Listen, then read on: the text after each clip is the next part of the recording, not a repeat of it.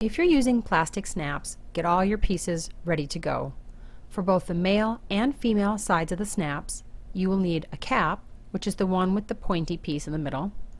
You will also need one male piece, which looks like an outie belly button, and one female piece, which looks like an innie belly button.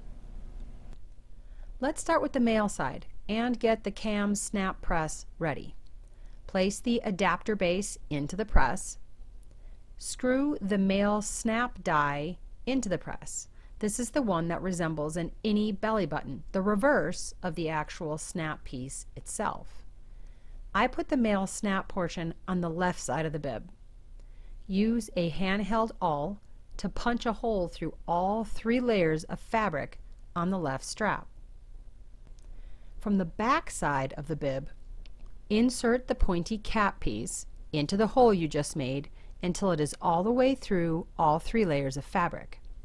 Now on the front of the bib, place the male, the outie belly button looking one, onto the part of the cap that's sticking out.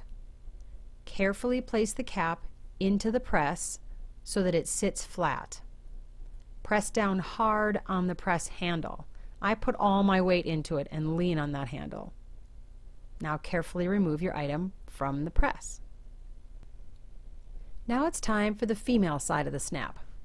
Unscrew the male die from the press and screw in the female die, which looks like an outie belly button, once again in reverse of this piece of the snap itself.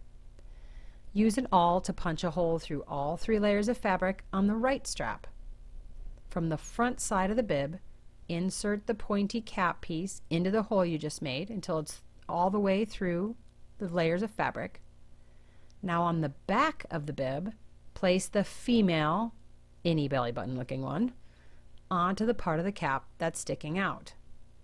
Carefully place the cap into the press so it sits flat and press down hard on that handle. Really lean into it.